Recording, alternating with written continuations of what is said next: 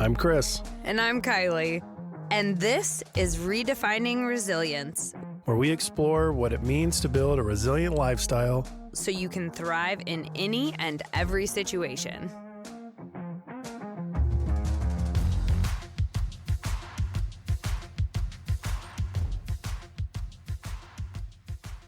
Well, Chris, thank you so much for being here. And for our audience, this is another Chris that we have on the show.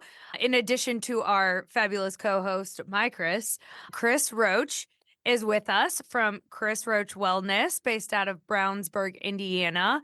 And Chris, I thank you so much, one, for being here. And two, can you tell us just a little bit about who you are and what you do? And we're here to talk about all things mindfulness, meditation, breath work, all things related to that sector of clear and present thinking. Yeah, absolutely. And first off, I certainly want to thank you guys for having me on your podcast. I'm excited to be here and to have this conversation. You know, it's something that I'm very passionate about. And I guess a little bit about my backstory is I got into health and wellness after living a very unhealthy lifestyle as a young man. I was in the military at the time. And, I was smoking and gained a lot of weight. And surprisingly, in the military, you can do that.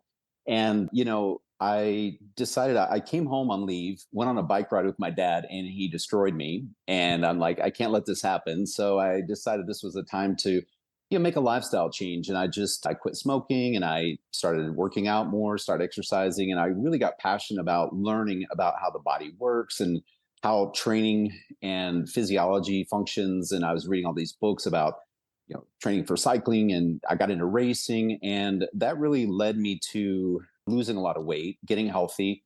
And all the guys at the station are asking me, hey man, what are you doing? And I'd love to get healthier. And I want to get off of smoking. And so that's, I was just giving them answers based off of my own experience and what I was learning. And they were getting results as well. And I was like, wow, I love seeing other people learning from my example and what I have to share and turning their lives around in some way or another. And so I was up for reenlistment, or it was time to get out. And I decided I wanted to go and pursue exercise science. And at that time, I wanted to be a bicycling coach. And that led me into getting my degree in exercise science. And fortunately for me, early on after I graduated, I was working at a hospital-based fitness center. And I came across an article that was all about holistic fitness, which I'd never heard of. I had already started a meditation practice at this point, and I was interested in things like yoga and Eastern philosophy, and it really resonated with me. And so I was very fortunate to have a teacher named Steve Ilg who taught me all the things about how to integrate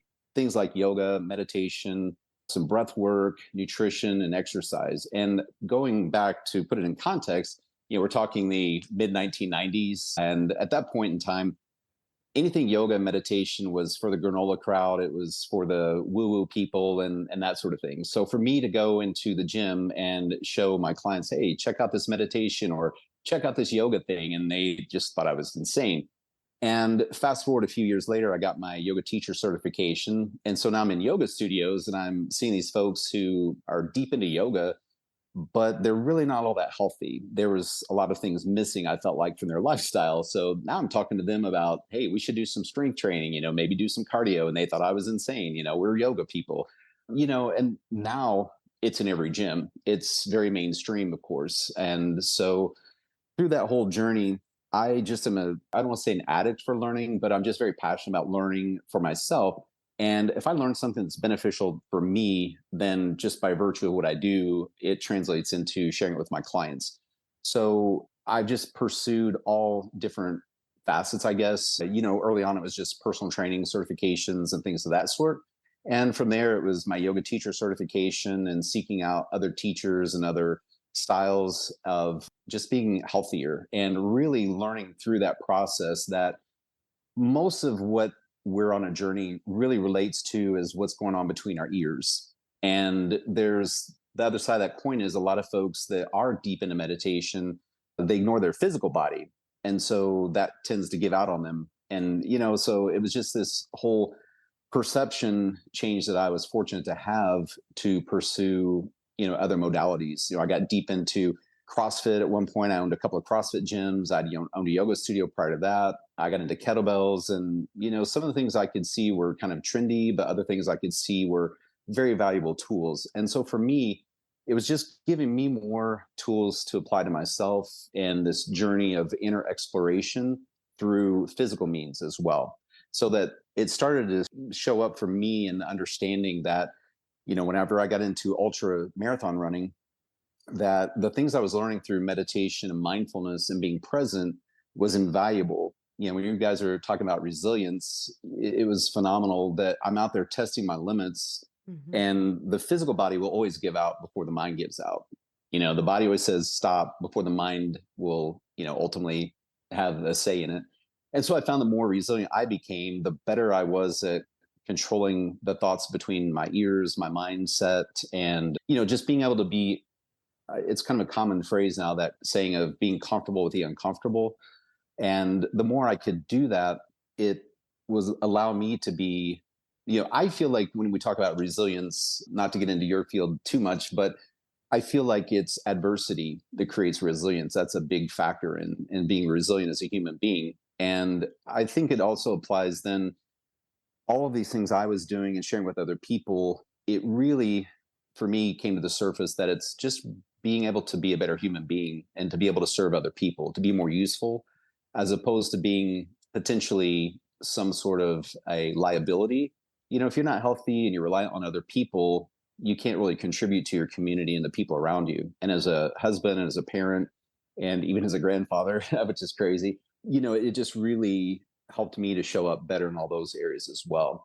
So I don't know if I answered all your questions there, but through that journey, it's led to this. I've worked as an independent contractor. I've done corporate wellness for the better part of 30 years, but I also have my own personal business where now a lot of it's online training, and I still do some in-person training as well. And I do everything from teaching people yoga, meditation, breathwork, nutrition, and really just trying to meet people where they are, and initially giving them a lot of what they think they want, but knowing really what they need and starting to dose them with some of that. And ultimately they kind of see it for themselves and, kind of jump into that into the pool with me as well. That's so cool. I literally don't think I could agree with you anymore about any of all those statements. I love to hear that. Thank you. One thing I think is fascinating that you just said was you have to kind of slowly lead your clients into more things. And I know that a lot of people, when they attack a goal, especially a physical fitness goal, it's one thing. I want to be a marathon runner. I want to run a 5K. I want to learn yoga. I want to be a CrossFitter. They don't understand that. And it's hard to understand that every part of fitness creates a better human. They all Absolutely. have their benefits. So I know that coming from the strength world, powerlifting and strongman, CrossFit gets a bad rap. It's like the black, the dark side. So yeah.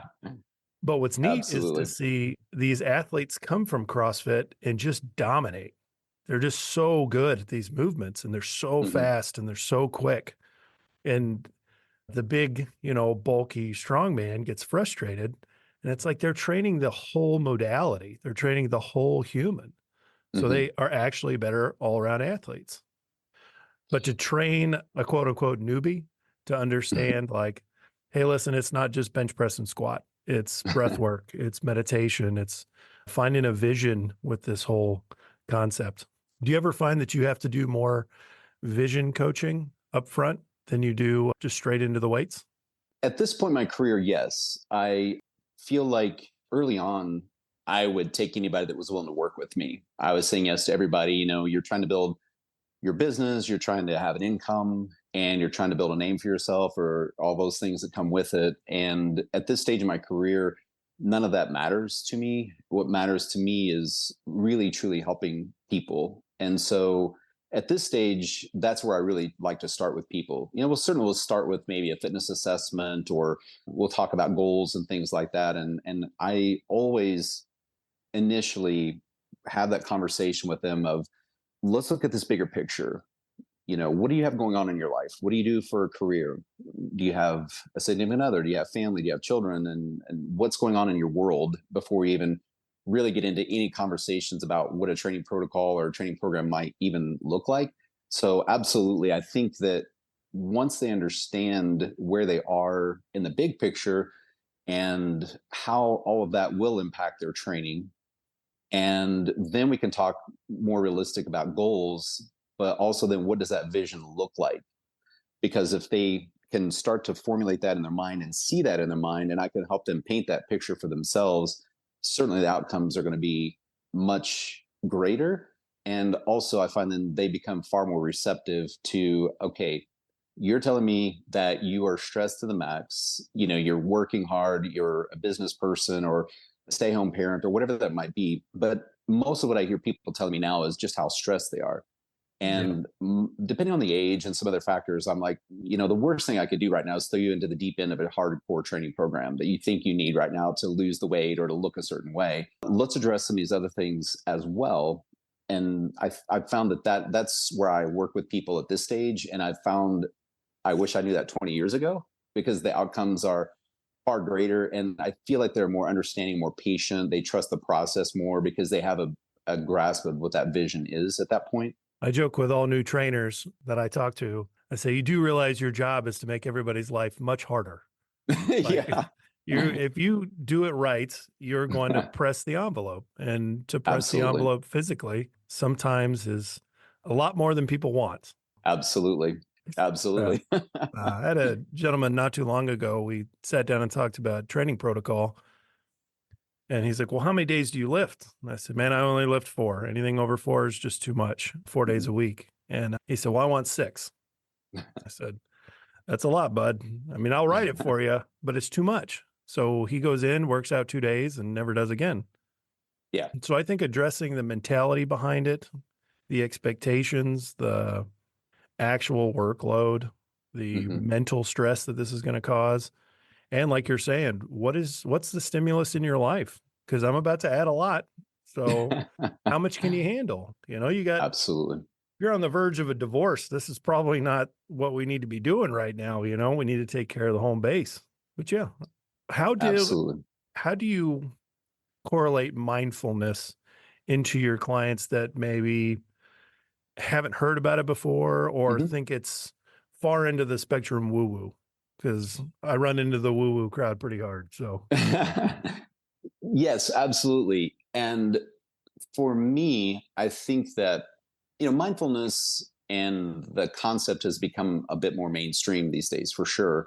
And that said, it still is very woo-woo for a lot of people.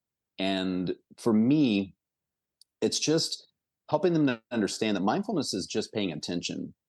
In a nutshell, it's awareness. That's all mindfulness is. And when I share that with folks, it's really, in a training session, is always a great opportunity when they're in a set and I can see they're maybe really trying to push themselves, or maybe in the yoga studio even, and I can just see that look in their face, that intensity, and they're gutting it out and things like that. After they finish that set, I'll ask them, what were you thinking in that moment? Where was your mind? Or what if a they're great doing question. a cardio session, I'll say, what were you thinking about? Where was your mind? And that catches them off guard, and they're like, oh, it could be any number of things, but oftentimes their mind is somewhere else, or they're thinking about how awful this is and how it's so hard, and I'm really pushing myself, and how bad it hurts, and I will share with them, how about we just focus on your breathing during this set? No matter how intense it is, no matter how hard it is, no matter how hard this yoga pose is for you, just focus on your breathing. And when your mind is going somewhere else, just like training a puppy on the leash, give it a little tug and bring it back right here, right now, and just be with your breathing and be in your body. And it helps them to understand how that shuts out all the drama that our mind likes to go into. And then I can tell them, take that into your daily life. When you're sitting in traffic, one of my assignments I give people, I learned from one of my early teachers, was set an alarm on your watch to go off every hour, on your phone, go off every hour. And when it goes off, just check out, how is your breathing? Are you breathing short, shallow breaths? Are you sitting up nice, good posture? Are you all slouched over? And what were you thinking about? And just bring you back to that moment. And it's really just that simple with people, to get them out of that woo-woo mentality of just saying, mindfulness is just being aware and present, and law enforcement, military, it's situational awareness, being aware of what's going on around you, being aware of where your thoughts are. That ultimately it's helping us to train our mind to be more present. Why is that important? That's a great question. I feel like, there's a lot of rabbit holes I was thinking about in this conversation we could go into. And a lot of this, I did want to preface a lot of this conversation with kind of giving credit to where credit is due. And mindfulness, meditation, breath work, all of it as we know it now really originated with the yogis back, and oftentimes there's evidence that shows a lot of this information was written from 500 to 1,000 years ago. And some of it verbally translated is credited to being thousands of years old when it comes to a lot of these practices. And from there, it kind of spread into other regions around the world. And so you see it showing up in the Buddhist cultures and later in the United States, Europe, and so on. So I guess in a nutshell, to answer your question, why it's important is that our minds are genetically wired to think worst case scenario. That's what helped us survive, in our Paleolithic time periods and stuff. Our brains are just wired. Our DNA is wired to think of all the different scenarios and think of all the negative outcomes in order to be prepared for those. In our modern culture, because we're so inundated and we're so upregulated in our nervous system, we really start to get overloaded. Then we're scrolling through our phones, we're on social media, we're getting these little dopamine hits. And so our mind, by virtue, becomes very unregulated. And so I would tell people, you're not living in reality, you're living in an unreality. All the thoughts and in addition to that, we want to rein that in to be more aware and present of what's going on around us, because we're always living in the future, we're living in the past, not living here and now. And so we're missing out on everything that's happening in this moment. We're living in these virtual worlds oftentimes. And I think ultimately, as a human being, by being more mindful, you're more present with those around you. Having this conversation with you guys, or a conversation with a client, a friend, my spouse, my children, if I'm scrolling through my phone, if I'm sort of listening to them, but I'm also thinking of a million different things, then that's going to have a heavy impact on really understanding what people are saying and being engaged in the conversation. And I think ultimately, that translates then into, even if you're driving your car, if your mind is a million miles away, you're not paying attention to the car that's coming up behind you or the car next to you that you didn't even notice was in your blind spot. And so it just translates in so many ways and has so many applications. I think it bleeds into depression as well.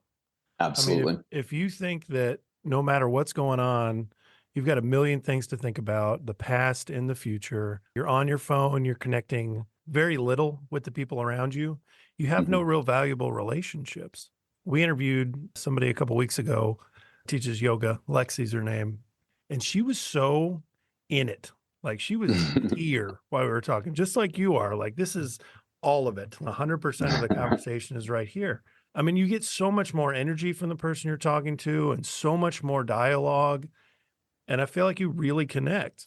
And there's millions of Americans that are connected here on their phone, but not to the people around them. So they feel lost and lonely. Well, and we're depriving ourselves of the oxytocin that we get from having real relationships. The oxytocin makes us feel loved and connected. And when we're living in a virtual reality, like you mentioned, we deprive ourselves of real connection. It's a false connection. And, just from your experience and what you've seen with your clients, Chris, what's the risk? If we live in that virtual world, what kind of symptoms do you see clients and people you interact with exhibiting? Oh, that's a great question. And I love that you brought up the conversation, not only about being present and everything with people around you, but the brain chemistry side. When I got into doing this, there was very little research on it back in the 90s. And now we have incredible technology and research programs around all of these protocols. And it comes down to, the yogis talked about certain qualities that were very, at that time, intangible, that, we can talk about the chakras, for example. It's an ancient concept. Well, now we know that all those chakras align with nerve complexes in your body, the sacral complex, the brachial, the cerebral, and so those perfectly align and overlap with one another. And as we've moved even further, we're understanding from a neuroscience perspective all of this stuff, the brain chemistry, the things that are dumped into your system. And so when we are upregulated chronically, that puts things like cortisol, adrenaline, things that are very degenerative to your health. And so that accelerates the aging process. And that leads us into, as you said, you guys were talking about depression. When you're chronically upregulated, when you're chronically ruminating, when you're chronically stressed out, the impact on your health is just unbelievable. And I think the best way I can explain it too is when I was a trainer in the early days, 90s, early 2000s, even into the mid 2000s, perhaps, someone in their 50s would come to me, maybe 60s would come to me, and they're displaying a lot of these things we're talking about: depression, early aging symptoms, all sorts of health problems, type 2 diabetes, heart, what my doctor said, my cholesterol is through the roof and my blood pressure is through the roof. Well, the reality is now we're seeing that stuff in people in their 30s, sometimes even younger. And in my opinion, that is a direct result, not only just sedentary lifestyles and probably an unhealthy diet. I feel like so much of that is related to what's going on in neurochemistry.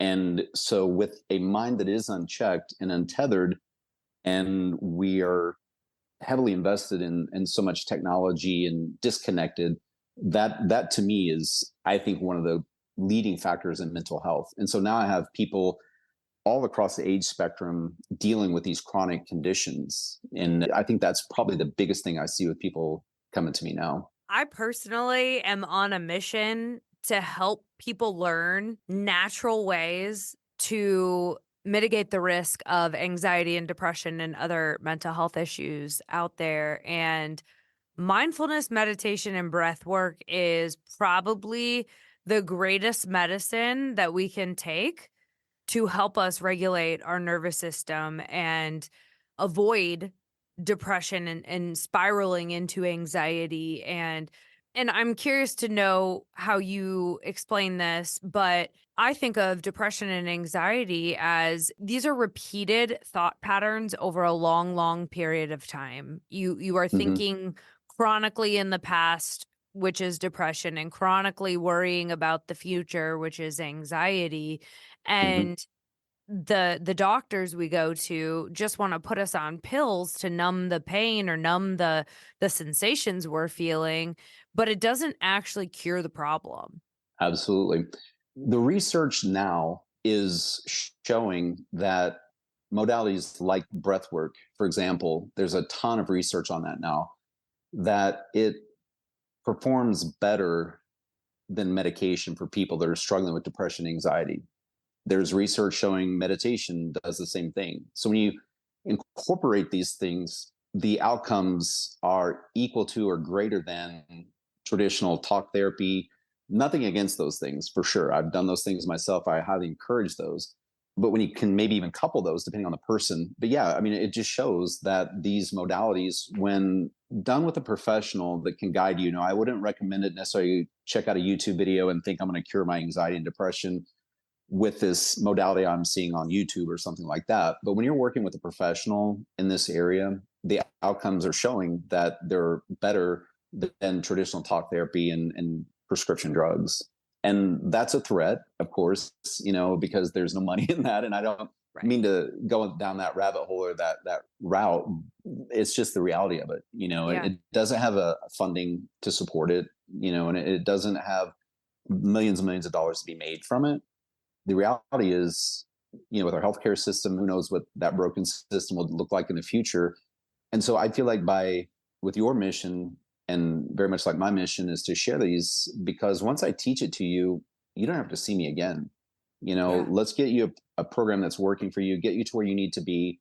And then you have all the tools that you need, and you'll know what breathwork technique to apply for various situations. You'll have a meditation practice that's going to, which we haven't even really delved into yet, because that's when we get into the real meat, if you will, of training your mind, of really the neuroplasticity, the research around that, showing how we can change the brain and how it functions. Your thoughts if you're constantly ruminating, you're worried about the past, or worried about the future, you have these pathways and these neurotransmitters that are ingrained. As the saying goes, the neurons that fire together wire together. Well, it also goes to show that those can be disconnected and new pathways can be created, and then that's not woo anymore. Nobody can say that. There's way too much research that supports that. And so I think it's very exciting to see, and I would be curious to see what it looked like in another 20 years with more people like you guys that are sharing this information. So, meditation, let's talk about that for a little bit, because I can probably come up with a lengthy list of people who have told me, oh, I tried meditation, it doesn't work. What would you say to those folks? I'm sorry, I get a kick out of that. It's great because it's the analogy I use. Let's say somebody's 45 years old and they come to me and they're like, I tried this meditation. I did it maybe they even did it for 30 days. Maybe they did it one time. And so I didn't really see any benefit. And I'm like, okay, but you also came to me and you want to lose 40 pounds. And you're telling me that you've never really been very active. You gained this weight over a span of time. Point is that you've lived for 45 years without ever sitting with your thoughts, without ever practicing meditation. And just like you can't expect to lose, the 40 pounds that you want to lose in 30 days or in a week, meditation takes time as well. That's why they call it a meditation practice. That's literally what it is. It's the practice of doing the meditation and trusting the process. And what I've found, going back to what we were talking about earlier, that people are so upregulated, so overtaxed with stress and everything. I've found that for a lot of people, I don't even recommend meditation up front, because for some people, it's very inaccessible because their mind is just going 10 million miles an hour. And so when I ask them to sit for even 5 to 10 minutes, nothing really is going to change for them, because they're just in that mind and that heat up state, perhaps. So that's where the breath work piggybacks on there, because if I can get them to do some breath work can impact your central nervous system in a matter of minutes. And most people, given the proper practice, will see a shift in their heart rate, their mood, their stress levels. Everything can be altered, when done properly. And so to answer your question, though, I think it is, just the idea that, it takes time to get unhealthy. So it takes time to get, healthy. I think that's the biggest element there. You mean there's no magic pill? Yes, I'm developing that, and I'll let you know when it's out. And I will be a trillionaire, the first trillionaire in America, I think, if we had that magic pill. Although one of my clients just told me today that she heard about a new pill they're developing that is supposed to help you build lean body mass and do all these things so you don't have to work out anymore. And I'm like, of course there is, we want the easy fix. So there is no easy fix. But I think that too is why a lot of people do go to a doctor and, they tell them they're depressed and they write them a prescription. It's like, cool, this is going to fix the problem. But as you said earlier, it masks the symptoms, but it doesn't resolve the root issues. So I think we're running into another problem with society when it comes to physical fitness, mental health, especially with sitting quiet in your thoughts. Mm-hmm. One thing I run into, and I'm interested if you run into this, is people, when it comes down to it, want to be able to blame somebody else for it not working. Yeah. They don't want to take personal responsibility. Mm-hmm. And with breath work and meditation and personal training, you can't blame somebody else. You can't point the finger and say, this pill didn't work, or I have these side effects, or this program didn't work, because it's all about implementation. Mm-hmm. And I think that taking that step into personal development is very scary, because we're raised in a society. I know my generation, and I've got 3 daughters, especially their generation, it's passing the buck really fast. Anybody that says I'm doing something wrong is a hater, as opposed to trying to help me, or maybe I should look at myself and change. Yeah. I'm interested to hear how you coach people through that, how you coach people into personal responsibility. Well, you guys have the best questions. I love it. Yes, I would agree with that 100%, that there's certainly people not wanting to take that personal responsibility combined with the discipline required. That's a good word. We should probably come back to that. Keep going. Yes, no, absolutely. And as with the younger generations, because I have children that range from the early 30s down to 17. And I especially see it with the younger generation where, as you said, if somebody's pointing out something that probably is something you need to work on, they're being a hater. I'm not feeling validated. All of the terms that are the buzzwords out there now that I can't keep up with. And so my question is always, how's that working for you?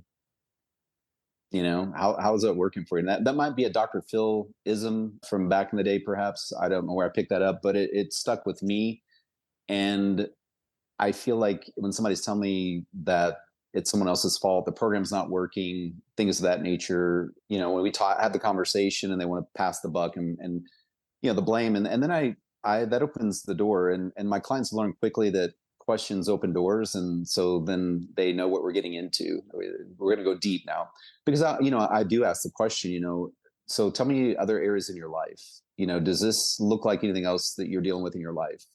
How is your relationship with your boss at work? Are they a big jerk to you? Are they this? Are they that? And then it's like, okay, what about your relationships? And if there's, as I like to say, a common denominator here, what is that common denominator? Yeah. Right. And they're like, that's me. I'm the common denominator. And then I'm like, okay, so how's that working for you? So how about we talk a little deeper about, personal responsibility, discipline, just taking a different mindset for a change. How about we try a different approach here? And generally, once we go down that route, I've got them kind of where I want them. They're a little raw at that point, a little vulnerable. And I'm like, this is good. This is where we need to be. We need to be vulnerable. We need to take that accountability. We need to accept that maybe some of my choices have not been that great, and maybe I do need to accept that, not in a way to beat yourself with it, right? Not to beat yourself up with your past choices or other things, because that's ultimately a lot of times why we want to pass the buck is, we don't want to feel bad. Yeah. And feeling bad is not a bad thing, as you guys know. Feeling bad is not a bad thing. Sometimes we need to feel bad in order to make better decisions. Yeah. So that's how I try to go that route with them. And sometimes they have regrets asking, when they open those doors, but at the end of the day, they love it. When they get on the other side of it, they're happy. Yeah. So we talk a lot about self-inflicted wounds with people. Yeah, bud, you made that decision. It's not their fault. You put everybody in that position. So that's a self-inflicted wound. If you have a new client that's struggling with personal responsibility, do you have like a stair step you start them with, like something small, like, hey, bud, let's just make your bed every morning. Let's start with Oh something man, very yes, tiny. What kind of process do absolutely. you work people through? Well, I again, you guys ask the best questions. So that's been a big change for me over the years, because I'm a deep into the pool guy. So if I'm into something, I just go into the deep end and I figure it out. Whereas I've learned that most people are not that way. And so certainly the baby step approach, going to the shallow end of the pool, works best for most people. And that used to kind of frustrate me, because my ego was in the way. And so I wanted to just push them into the deep end, and that wasn't working. And so for me, the first practice I generally start people with is the breath and posture thing that I mentioned. I assign that to them 3 to 5 times a week, depending on where we're starting.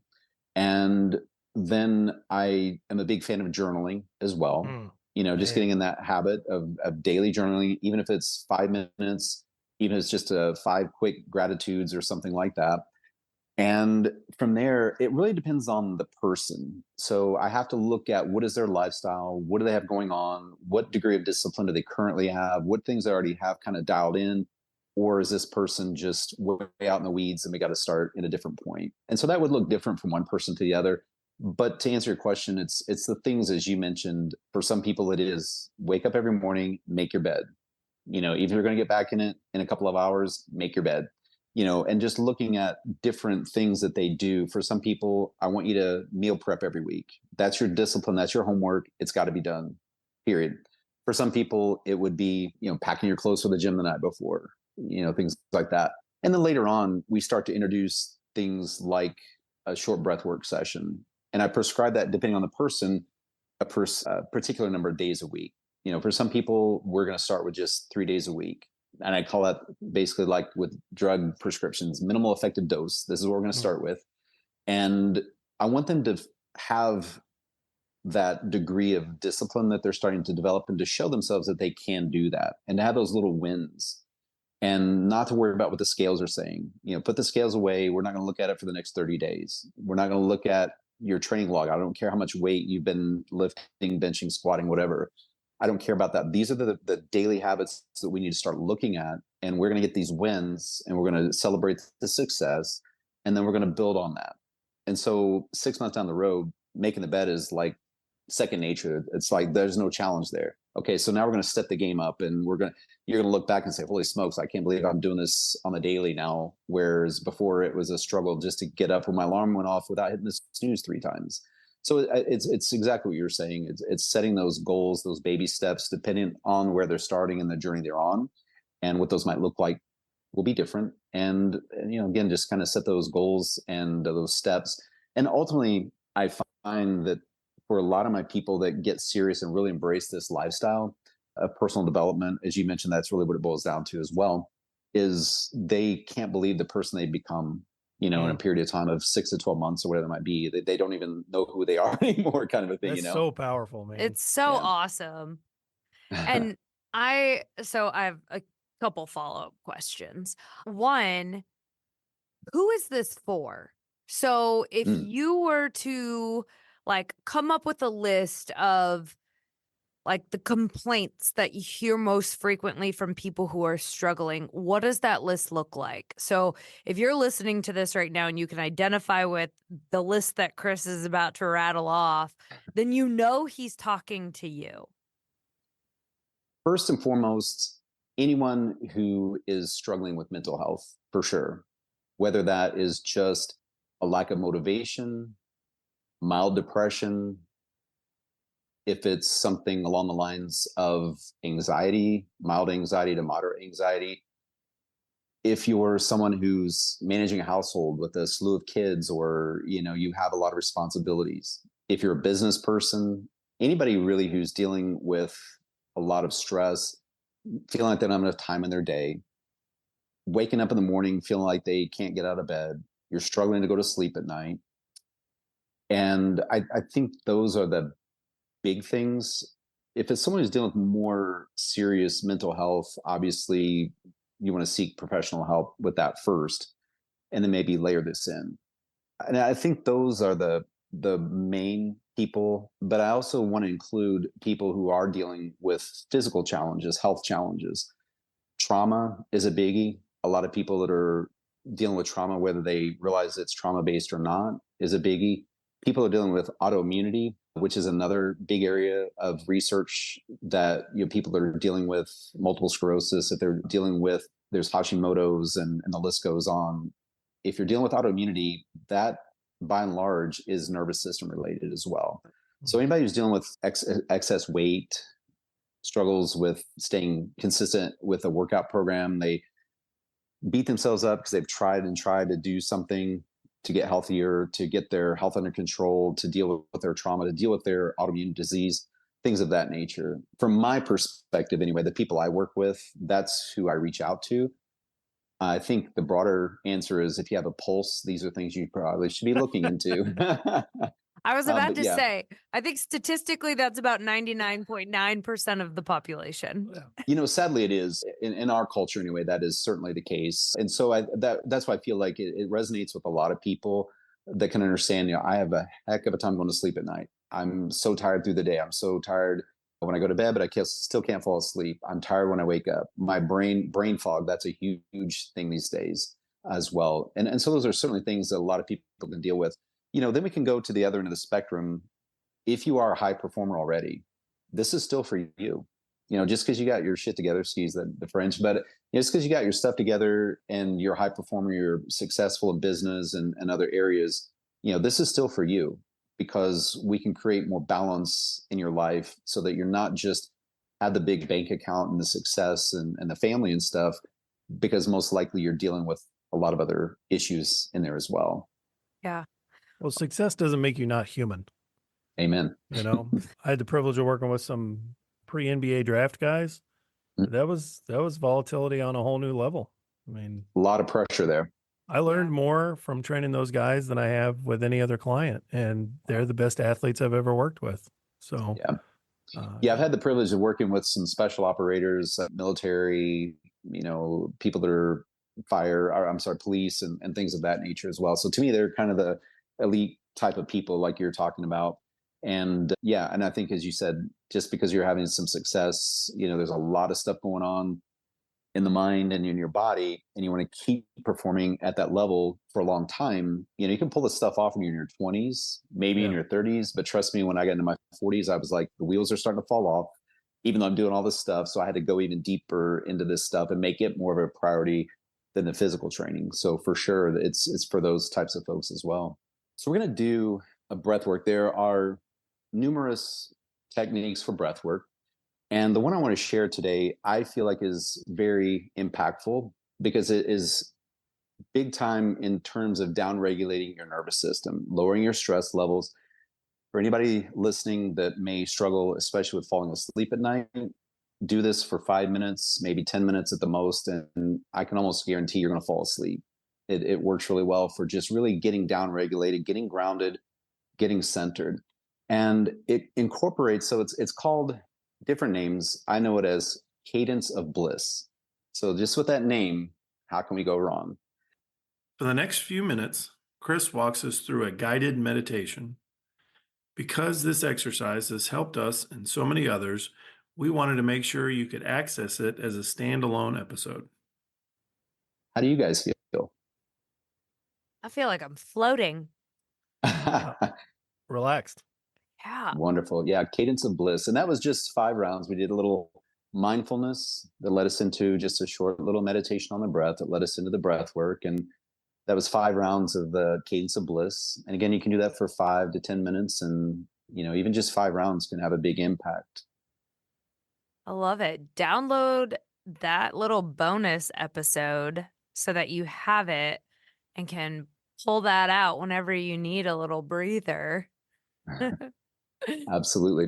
If you don't mind me taking the conversation here with breath work, certainly something I'm very passionate about. Just doing those 5 rounds with a little mindfulness practice beforehand, what we're really getting into here is the nervous system. And a lot of people that do get into breath work, get into practices. The Wim Hof method became very popular about 5 years ago with him being in the media and the news, and Vice did a big documentary on him that got like millions of views. And so that became very popular. And I've done the Wim Hof method. I've taken his online courses and so on. And that was one of my gateways. I had already known a lot about breath work. I come from a different background than a lot of people getting into it now because I'd already had the background through yoga. And yoga does what's called pranayama. Mm-hmm. And in the tradition of yoga, pranayama precedes mindfulness and it precedes meditation. And so a lot of people, as I was saying earlier, when we get just right into meditation, the yogis knew it was best thousands of years ago. That first we need to, they start the journey with moral, ethical, personal hygiene kind of practices first, then we get into yoga asanas and postures to move and strengthen and help get the body healthy and healed. Then we start getting into things like breath work. But with the breath work, the approach through yoga with pranayama, it was all about these nadis that go through your body and this prana, this life force that flows through these channels. And there's a lot of evidence that shows that stuff is accurate. Take it fast forward, and a lot of people getting into things like Wim Hof, that's a very upregulating practice. And breath work is a direct influence on your autonomic nervous system, your sympathetic, parasympathetic systems.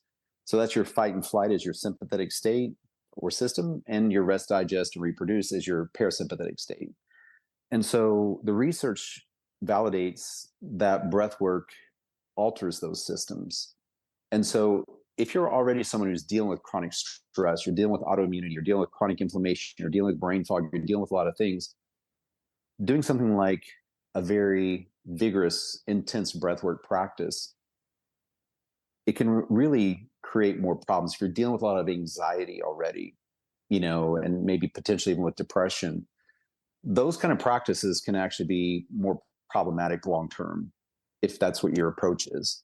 And I found that to be true for myself. And I just seen the difference in the impact that those can have.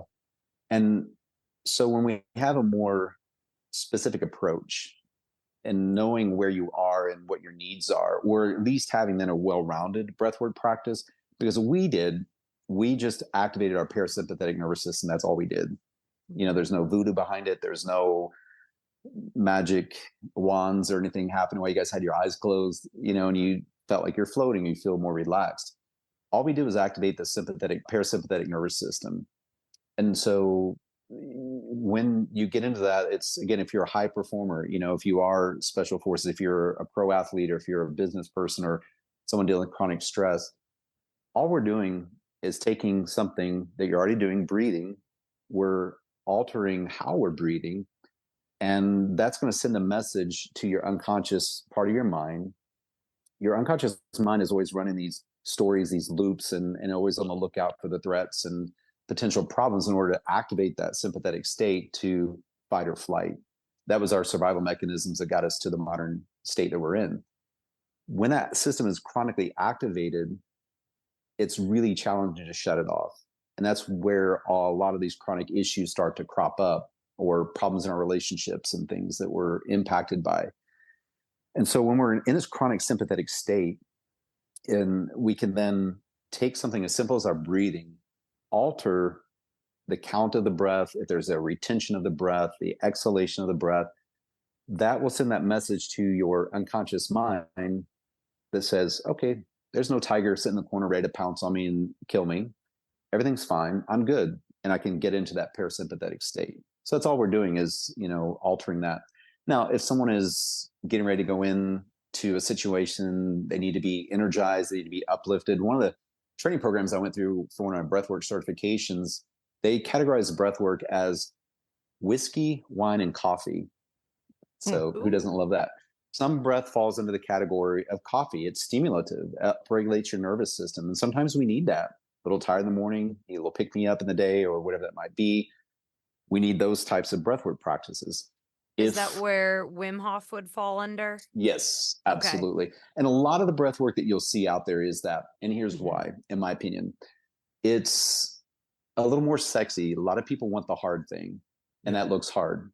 Wim Hof, they also, when you start, they have you time your breath holds. So there comes my ego in the game, where it's saying, ooh, I held my breath, because you do these deep, rapid breathing techniques, which that's actually a yoga technique that he basically rebranded because he's got a big background in yoga, which is another story. But you're taking these big, full breaths in and out through the nose. And what you're doing is you're increasing your kind of oxygenating your bloodstream. And so you'll get these tingly sensations in your face, in your fingers. Mm-hmm. And as he says, get high on your own supply. You'll start to feel like you're high on something. And so they do these big breaths, and then they hold the breath. And what that will do then is your oxygen, your O2 starts to come down, your CO2 starts to come up, and you're going to feel like, oh my gosh, even on that 7-count hold we just did, you might feel like, oh my gosh, this is stressful. But then it's going to send the message to your brain. You just say, I'm fine, I'm good, we're okay here. And then it starts to shift your brain into that parasympathetic state again. And so that's a very regulating form of breath work for sure. Now, it does have a side effect to some degree of helping you feel calmer afterwards, but it's also very stimulative for a lot of people. So don't do Wim Hof before bed. I don't recommend it. And some people say it's great. I couldn't disagree more on that personally. First thing in the morning, for sure. For some people, yes, that is the jam. I mean, Wim Hof, it's a great technique when it's done correctly. And then you don't get in the ego trap of, oh, I held my breath for a minute. Oh, now I'm like, oh, I'm struggling, but I'm starting to like have these convulsions in my body because I'm trying to go for 2 minutes. And that is destroying the intention behind the practice, right. And it can be very dangerous for some people that have underlying health conditions, blood pressure, and other mental health issues. It can be problematic there as well. Whereas a lot of these others that are more parasympathetic, downregulating, which that then falls into the wine category, and it kind of helps to get you calm and more relaxed and that sort of thing. And I apologize. Some people call it wine, some people call it whiskey. So we have our coffee, whiskey or wine, and water. So the other category is water, and those are kind of like they say, it's something that's good for you. It's more balancing and harmonizing in that sense. So we have some that really upregulate, some that help to downregulate, and some that kind of help to balance you out. If you're a little low, it'll bring you up a little bit. If you're a little up, it'll bring you down a little bit. What would be So an example of a water? one of my examples I use is pretty popular, and it's why I decided if we were going to do one. I didn't want to share it because it's more common. A lot of people know about it. It got really popular in the media through the Navy SEALs training. They use this. I've seen it in the corporate world. I've again been in corporate fitness since 1996, but it's called box breathing. I may know as another name, but box breathing is a very water category. It's very balancing. It's the idea of you breathe in for a 4 count, you hold it for a 4, you exhale for 4, you hold for 4. You do that for 5, 10, 15 rounds. And that it's just a very balancing. It doesn't downregulate the nervous system much, but it also doesn't upregulate it very much as well. I actually use that before I compete. Oh, man, you yeah. couldn't have picked a better one. So that's perfect for competition. Yeah, I feel like it's a heightened state of anxiety. Everything you're doing for multiple weeks of training gets regulated in 60 seconds. Man, I'm so glad to hear that. That's awesome that you're doing that. Yeah, it's just the only way you can get in there and not fear, but pay attention. Absolutely. You know what you have to do, but being scared is going to hurt what you do. So absolutely. And that's how the Navy SEALs team started picking it up and their training and so forth. It was, you want to be in that focus state, but not too upregulated or not too keyed up, but you don't want to be too chill either in those situations. Yeah. Super helpful. I mean, Yeah. I learned a lot from you today. So thank you so much. Is there anything else? Any questions you have, Chris, Yes. for Chris? How the heck do people get a hold of you? Yeah, great. Well, I question. appreciate that. At this moment, I'm actually transitioning my website. And so the easiest way to reach me right now is through my Instagram, if people have that, or Facebook. And it's just Chris Roche Wellness. So that's ChrisRoche Wellness. And so it's Chris Roche Wellness on Facebook and Instagram. And my website, as I'm transitioning over to a new platform, is chrisrochewellness.offeringtree.com. Beautiful. Awesome. Thank you so much, Chris, for being here with us today and giving us this amazing episode plus a bonus episode. Super excited for everybody to be able to use this tool that you offer. And please reach out to Chris if you want to get in contact with him or you think you can learn more from him. I think you are a wealth of knowledge and we appreciate you being here today. Well, guys, I can't thank you enough. I've done some TV interviews. I've done one other podcast over the years, and this was an incredible experience. And you guys got me really excited and energized, but also comfortable. So I appreciate that. And all the success to you guys and the work that you're doing out there. Thank you so much. Really appreciate Absolutely. that. Thank you.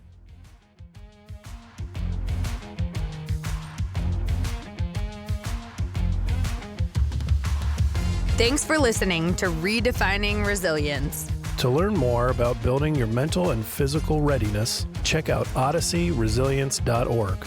And follow us on Instagram, LinkedIn, and TikTok.